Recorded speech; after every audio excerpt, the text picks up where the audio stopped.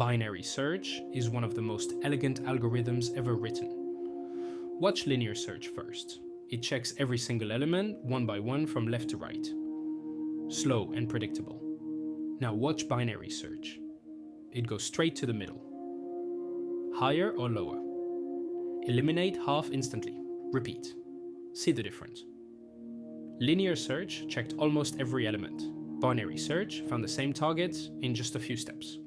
That is O log n versus On. Every comparison in binary search eliminates half of what remains.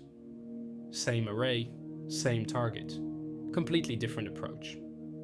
That is why binary search exists.